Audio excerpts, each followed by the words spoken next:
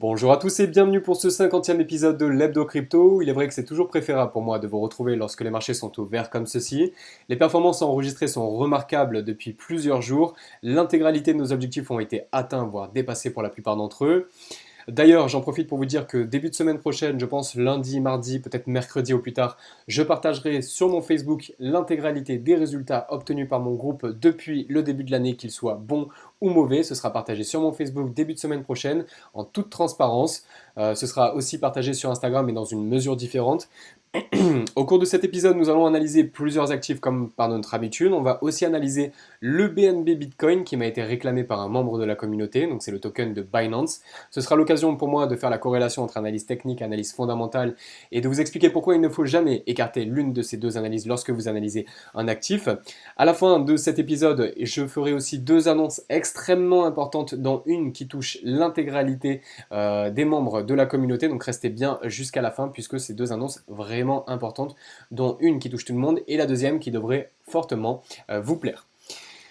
La question à se poser actuellement, c'est si la tendance qui est actuellement en cours, qui est fortement haussière, peut être soutenue par le marché. Est-ce que la dynamique est soutenable ou bien est-ce que nous devons subir une certaine stabilisation avant de pouvoir prétendre à n'importe quel mouvement futur? Eh bien, nous allons tenter d'y répondre ensemble au cours de cette analyse.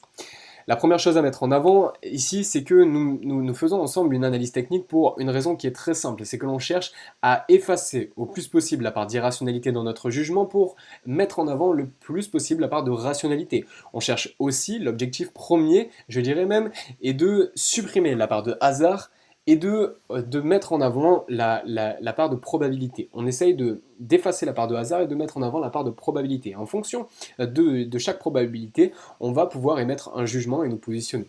Ici, notre analyse va nous permettre de pouvoir décomposer chaque actif et de pouvoir mettre en avant la tendance qui est en cours et l'essoufflement potentiel que celle-ci peut subir, puisque vous le savez, hein, vous l'avez vu, la tendance est haussière sur presque l'intégralité des actifs, en tout cas les principaux.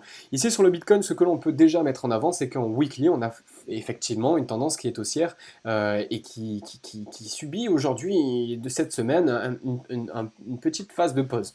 Ici, on a des moyennes mobiles à 20 et 30 jours qui croisent, ça c'est positif. On a aussi une moyenne mobile à 50 jours qui croise, mais attention, on a un RSI qui indique que nous sommes en zone de surachat. Ça veut dire qu'en moyenne à 14 jours, enfin ici à 14 semaines, le prix du Bitcoin est suracheté par rapport aux 14 derniers jours. Donc attention, ici, cela nous indique qu'on a potentiellement un certain essoufflement qui pourrait intervenir dans les prochaines semaines sur le Bitcoin. Maintenant, attention, toujours prendre des pincettes. Les indicateurs techniques ne sont qu'une aide à la prise de décision. Ils ne sont absolument pas une fin en soi.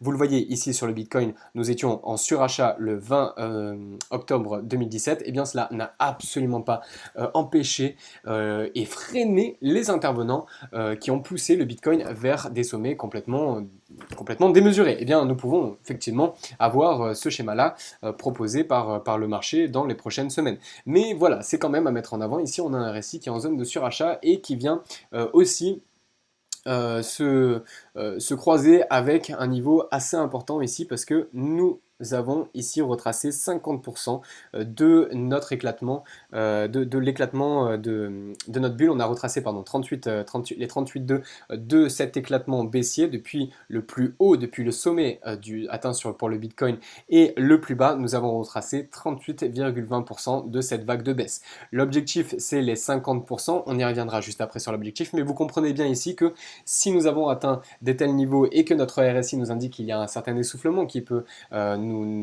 intervenir ces prochains jours, ces prochaines semaines, ce n'est pas pour rien. Il n'y a pas de hasard sur les marchés financiers. Tout arrive pour une bonne raison.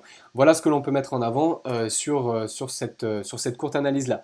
Maintenant, ce que j'aime bien aussi vous proposer, c'est ici de mettre ça en correspondance avec les Heikinashi. Les Heikinashi qui ne sont qu'une simple moyenne des performances enregistrées les précédents jours, ici les précédentes semaines, puisqu'on est en weekly. Cela nous permet d'avoir un marché qui est lissé et de mettre en avant les tendances et de ne pas se faire avoir par des faux signaux. Eh bien, notre graphique en Heikinashi nous permet ici de mettre en avant le fait que le Bitcoin est haussier. Point. Notre analyse en Heikinashi nous permet de voir que ici, il n'y a pas d'essoufflement qui est pour l'instant mis en avant par les Heikinashi. Ici, la moyenne proposée par cet indicateur-là, par cet outil chartiste-là, je dirais, nous met uniquement en avant le constat d'une tendance haussière. Donc pour l'instant, sur une tendance long terme, on est haussier. Maintenant, en tant en faisant une analyse plus prononcée et plus précise avec nos bougies, on peut ici eh bien, déceler une certaine hésitation du marché, tout simplement. Donc cette hésitation-là, elle intervient pour plusieurs raisons. La première, c'est que nous avons depuis le décollage ici dépassé les 100% de performance. Il faut bien qu'il y ait un moment où le marché respire, comme nous l'avions connu précédemment. C'est tout simplement des prises de bénéfices et il y a moins d'acheteurs que de vendeurs à ces moments bien précis. La deuxième, c'est que nous avons retracé 38-20% du mouvement baissier depuis l'éclatement de la bulle. Et la troisième, eh bien, c'est tout simplement que nous nous rapprochons de prix critiques, que nous nous rapprochons des 10 000 dollars hein, que nous avons rapidement dépassé ces derniers jours, mais sur une correspondance en euros, nous nous rapprochons des 9 300 euros qui correspondent aux 50% des retracements de notre vague de baisse et au dernier plus haut atteint lors du premier rebond haussier, lors de l'éclatement de notre bulle spéculative. Donc tout ça fait qu'il y a un petit peu d'hésitation en ce moment sur le marché des bitcoins. Maintenant, vous l'avez compris par notre analyse en Ekinashi, la tendance est quand même haussière. Donc à savoir comment on se positionne sur ce marché-là, ce n'est pas quelque chose qui est rationnellement identifiable, d'accord? On ne peut pas ici, à moins de lire dans l'avenir, et personne n'en est capable, affirmer que cela va aller dans tel ou tel sens. On ne peut que émettre des probabilités. La probabilité, je pense, la plus importante est que nous assistions à un certain essoufflement de la tendance qui puisse intervenir soit sur ce niveau-là, soit sur ce niveau-là. Quoi qu'il en soit, je pense que c'est quelque chose qui est nécessaire. C'est nécessaire pour le marché, pour le bien-être et pour la pérennité du marché sur le long terme, que nous ayons une certaine phase d'accumulation et une certaine stabilisation proposée par le marché, par les intervenants pour pouvoir prétendre à un nouveau bull run. Donc pour l'instant sur le Bitcoin, eh bien, qu'est-ce que je peux vous dire d'autre que nous avons atteint nos objectifs? Tout simplement, nos objectifs ont été atteints, certains ont pris leurs bénéfices, d'autres restent positionnés, d'autres ont pris une partie de leurs bénéfices, c'est mon cas.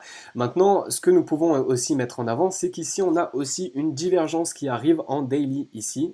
On a une divergence de RSI entre notre RSI et l'amplitude des prix. On a des prix qui évoluent à la hausse et on a un RSI qui, lui, est baissier. Cette divergence-là nous indique donc un essoufflement du mouvement. Donc attention, dans les prochains jours, il pourrait y avoir une petite correction qui nous fasse retracer sur les 127,20 précédemment atteints. Pour le Bitcoin, c'est le scénario le plus envisageable. Il faudra faire attention, si cela arrive, de ne pas avoir une épaule tête-épaule qui serait caractérisée par ici l'épaule gauche, ici la tête. Et vous voyez, si nous revenions ici et que nous remontions ici, hop, on pourrait potentiellement avoir une épaule droite et dans ce cas-là on en reparlera lors d'une prochaine analyse, mais nous prendrons ici l'objectif suivant, hop, et vous voyez, cela n'arrive pas pour rien aussi, on reviendra potentiellement sur les 78-60. Donc pour l'instant, ce n'est pas le cas, pour l'instant on n'a pas retracé d'épaule tête-épaule, ça n'arrivera pas avant la semaine prochaine, ne vous inquiétez pas. Maintenant la tendance est toujours haussière sur le Bitcoin, à noter, il y a un certain essoufflement concernant le Bitcoin tout simplement. Concernant Ethereum, alors on va peut-être passer ça en weekly aussi. On va passer ça aussi en weekly sur Ethereum. Ethereum qui la semaine dernière nous avait fait un petit marteau. Aujourd'hui, on a aussi une hésitation. Donc c'est un petit peu plus excitant hein, sur le Bitcoin. On va aller rapidement sur le weekly. Je pense qu'on va repasser ici en daily puisque vous avez été nombreux la semaine dernière à suivre cette prise de position qui pouvait être confirmée par la traversée de notre triangle chartiste ici. On avait un triangle ascendant. On avait donc pris notre objectif sur le triangle qu'on avait retracé plus tard, ce qui nous avait donné notre objectif de cours théorique. Il a failli être touché, cet objectif de cours théorique. Finalement, nous sommes revenus ici sur la prise de position, la prise de l'entrée en position sur les 230 pour l'Ethereum. Aujourd'hui, notre stop n'a pas été touché pour ceux qui sont positionnés. L'objectif de cours, l'objectif théorique est toujours en cours. Maintenant, attention, sur Ethereum, hop, on va faire comme ça, tac. Tac. Attention sur Ethereum, nous sommes sur les 127,20 de Fibo de cette vague d'impulsion, cette vague baissière. On est donc sur une zone qui est assez importante et ce n'est pas pour rien que le marché hésite sur cette zone de prix. Encore une fois, l'utilisation de certains indicateurs fonctionne uniquement pour une raison bien spécifique et c'est le cas pour les retracements de Fibonacci. Je sais qu'il y a plein de traders, d'investisseurs qui sont catégoriques sur les retracements de Fibonacci. Mais il faut bien que vous compreniez que le côté nombre d'or, nombre d'or tout simplement qui a été mis en avant par les pseudo-spécialistes comme quelque chose qui intervient dans toute l'humanité, le ratio entre le nombril et la hauteur du corps, etc. C'est quelque chose qui a été démenti plusieurs fois. Finalement, cette suite de nombres n'a pas la résonance qu'elle peut avoir chez certains individus. Mais le fait qu'elle ait cette résonance-là en fait une stratégie qui est autoréalisatrice. Le fait que tout le monde attende certains niveaux, dont les 127,20 et les 161,80 quand on est en extension de Fibo, eh bien cela en fait quelque chose, cela en fait des niveaux qui vont effectivement avoir un impact sur nos graphiques et sur nos prix. Donc ici on a retracé les 127,20, maintenant notre objectif c'est les 161 pour cette petite prise de position. Quoi qu'il en soit, depuis la cassure de cette ligne de coup, on a été haussier sur Ethereum, on est toujours haussier, on a cassé ici les 200 euros qui était pour moi la zone de prix à casser pour pouvoir prétendre à une vague haussière sur Ethereum. Que ce soit Bitcoin ou Ethereum, on est globalement dans quelque chose d'haussier. On peut avoir des prochains jours qui soient plutôt dans une tendance de stabilisation. Peut-être qu'on va évoluer en range, peut-être que ça va durer quelques temps, peut-être qu'on va même corriger.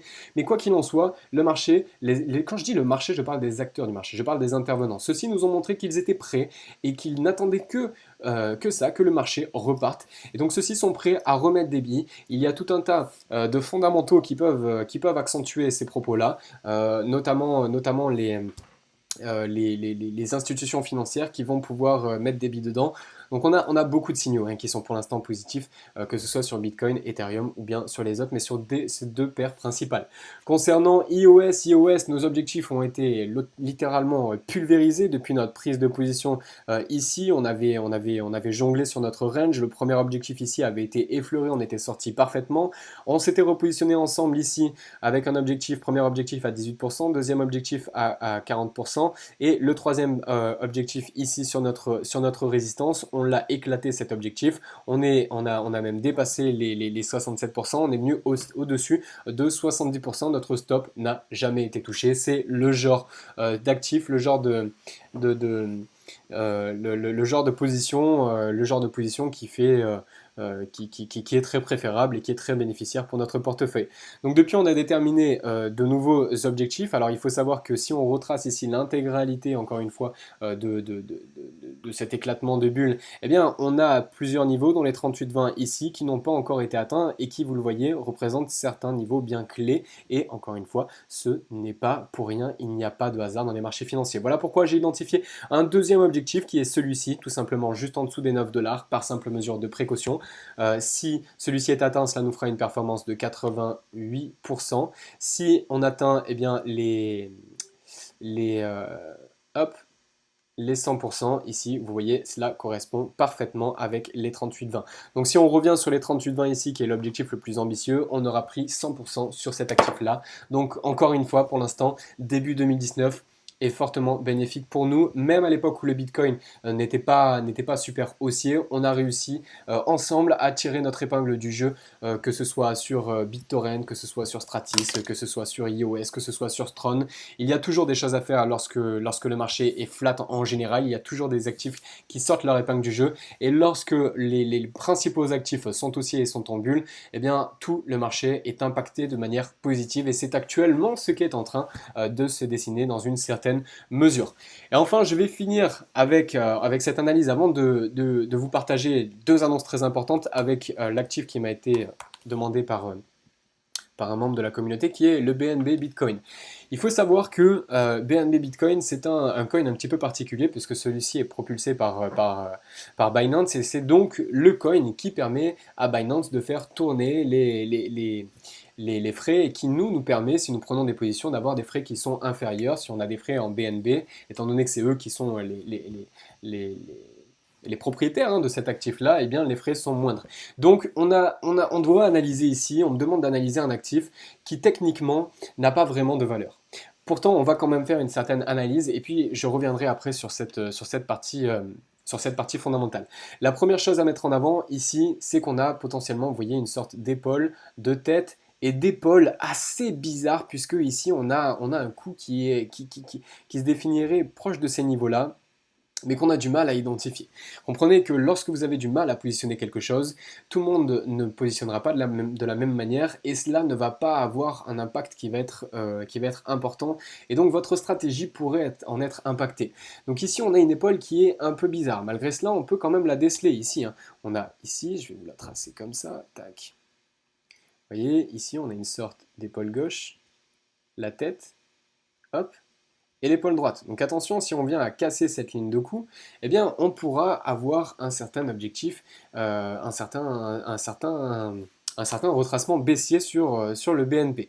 Maintenant, il y a autre chose aussi à mettre en avant, c'est une configuration assez spécifique ici, que l'on appelle, ici, on va faire comme ça, je vais vous le dessiner. Les puristes vont reconnaître ça assez rapidement, c'est tout simplement ce que l'on appelle un diamant de sommet. Un diamant de sommet, qu'est-ce que c'est? Hop. Un diamant de sommet, c'est une figure de retournement, tout simplement. C'est une figure de retournement qui est assez puissante. C'est celle sur le Bitcoin qui nous avait permis de nous positionner lors du crack et qui nous avait permis de déterminer des objectifs de cours. Eh bien, ici, on a un diamant de sommet. Ce diamant de sommet, s'il était cassé ici au 0.0035, pourrait nous mener à un objectif théorique de cours qui serait le suivant. Si nous cassions ici, par exemple, qui serait tout simplement ici les derniers plus bas lors de précédents niveaux. Voilà, ça dépend d'où on va casser. C'est pour l'instant bien trop tôt pour le dire. Peut-être que l'on ne cassera pas ce diamant-là. Peut-être que ça va reconsolider à l'intérieur et qu'on ne pourra plus ici percevoir un diamant. Mais pour l'instant, on a un diamant de sommet. Le diamant de sommet nous propose un objectif de cours qui est facilement identifiable. Il suffit de prendre la plus grande variation enregistrée lors de la construction de ce diamant-là. Eh bien, si cela intervient, nous reviendrons ici sur les derniers plus bas sur, comme par hasard, un support. Vous voyez ici, presque d'une précision chirurgicale, on peut déterminer qu'ici il s'agit d'un précédent support. Encore une fois, il n'y a pas de hasard sur les marchés financiers. Une fois que l'on comprend comment analyser un actif, on écarte la part on réduit au maximum la part de risque et on agrandit la part de profitabilité puisqu'on identifie certains niveaux clés et que l'on confirme avec d'autres indicateurs, que ce soit un support, que ce soit un RSI, que ce soit X ou Y indicateur ou outil d'analyse technique. Donc voilà, sur le Bitcoin, on a ici une épaule tête-épaule un petit peu bizarre. On a de plus, donc une épaule tête-épaule qui est signe de retournement. On a de plus un diamant de sommet qui est signe de retournement s'il est cassé. On a donc ici quelque chose qui n'est pas très positif sur le BNB. Maintenant, il faut bien comprendre qu'ici, on ne parle pas que d'analyse technique, on parle d'analyser un actif et cet actif-là répond à des valeurs qui sont bien fondamentales. Ici, on a affaire à un actif qui est de toute façon utilisé par toutes les personnes qui vont utiliser Binance. Toutes les personnes qui vont utiliser Binance, et au plus il y en aura, toutes ces personnes-là vont utiliser un actif qui va voir sa valeur potentiellement s'apprécier. Au plus il y aura de personnes qui vont rentrer sur le marché et qui vont utiliser la plateforme Binance, au plus cela devrait s'apprécier. Donc on a ici l'exemple parfait d'une analyse qui ne peut pas s'appuyer uniquement sur une analyse technique puisque nous devons prendre en compte le côté fondamental de l'actif qui a une certaine valeur. Voilà pour l'essentiel de cette analyse. Maintenant, les deux annonces très importantes que je voulais vous faire. La première, c'est que ce 50e épisode de l'Hebdo Crypto annonce la fin de cette série. Je m'étais fixé comme objectif de vous faire 50 épisodes. Ils ont été fortement profitables pour bon nombre d'entre vous. Eh bien, c'est maintenant terminé. Nous avons atteint les 50 épisodes sur cette chaîne. C'est donc la fin de l'Hebdo Crypto. Maintenant, ne vous inquiétez pas, je continuerai les analyses techniques sur cette chaîne. Ce sera juste sous une autre forme, un autre format, peut-être avec une publication, une récurrence dans les publications qui sera différente, peut-être plus récurrente, peut-être moins récurrente, ça je ne l'ai pas encore déterminé. Mais quoi qu'il en soit, c'est la fin de cette Hebdo Crypto. J'espère que cette saison vous aura plu. On va repartir sur quelque chose de nouveau. La deuxième annonce, c'est que je tiens à du coup en profiter pour offrir à l'un d'entre vous mon programme de formation Crypto Invest. 10 jours de formation, l'accès au groupe d'investisseurs, le coaching, bien d'autres bonus. Donc ce sera profitable pour l'un d'entre vous. Pour ça, il suffit uniquement de me suivre sur Instagram, sur Facebook, sur YouTube et de me mettre en commentaire pourquoi vous voulez investir dans les cryptos. Je choisirai parmi l'un d'entre vous le gagnant, ce sera partagé sur mon Instagram. Il n'y a pas des millions de personnes sur cette chaîne-là, vous ne serez pas des millions non plus à participer, donc tentez votre chance. Il y a une grosse valeur ajoutée à récupérer que de ce programme-là. Je vous enseigne tous les fondamentaux de manière structurée et poussée qui vous permettront d'exploser vos résultats. Même si vous êtes déjà profitable, vous en tirerez forcément quelque chose, ne serait-ce que par l'intégration du groupe et donc de toutes mes positions que je partage, en tout cas les principales sur ce groupe-là. Donc voilà, c'est quelque chose qui est à gagner d'une manière très simple, c'est quelque chose qui a beaucoup de valeur pour moi, donc je ne vous demande qu'une seule chose, c'est de me suivre sur Instagram et Facebook puisque j'ai besoin de faire grossir mes réseaux, et sur YouTube en me mettant en commentaire pourquoi vous voulez investir dans les crypto-monnaies, et j'en sélectionnerai un parmi d'entre vous et j'en ferai l'annonce sur Instagram. Merci à tous, merci de m'avoir suivi pendant ces 50 épisodes. Je vous souhaite une très très bonne semaine. Je vous dis à très bientôt, portez-vous bien. Ciao ciao tout le monde.